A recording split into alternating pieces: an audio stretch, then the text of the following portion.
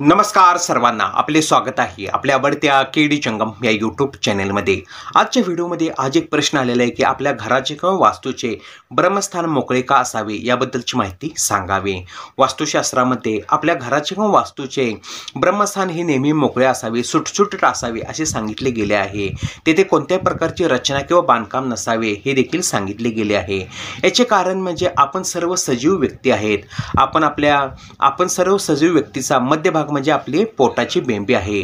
पोटाच्या बेंबीवरती जर आपण एखादी वस्तू किंवा जड साहित्य जर तेथे आपण ठेवले तर त्यामुळे काय होईल, त्याच्यामुळे आपल्या शरीरावरती त्याचा परिणाम होतो व आपल्याला त्रास देखील व्हायला सुरुवात होतो। त्यामुळे आपण आपल्या घराचे किंवा वास्तूचे जे मध्यभाग म्हणजे ब्रह्मस्थान आहे, मध्यभाग किंवा ब्रह्मस्थानामध्ये तेथे कोणत्याही प्रकारचे रचना किंवा बांधकाम तेथे नसावे। त्या उदाहरणार्थ सांगायचे म्हणजे तेथे जिना, कपाट, जड साहित्य किंवा जर तेथे बांधकाम आले तर त्याचा परिणाम आपल्या घरावरती किंवा वास्तूवरती तसेच आपल्या घरातील जी व्यक्ती आहेत त्यांच्यावरती याचा परिणाम होत असतो। त्यामुळे आपल्या घरामध्ये कलह, वादविवाद, भांडण, तंटा, आर्थिक समस्या, पैशाची समस्या, आपल्या शरीरावरती किंवा आपल्या शरीरावरती याचा परिणाम होतो। आपल्या घरामध्ये आजारपण येते व आपला पैसा हा आजारपणामध्ये खर्च होत जातो।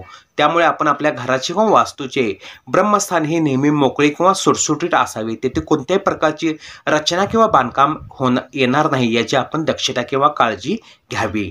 व्हिडिओ पाहिल्याबद्दल आभार।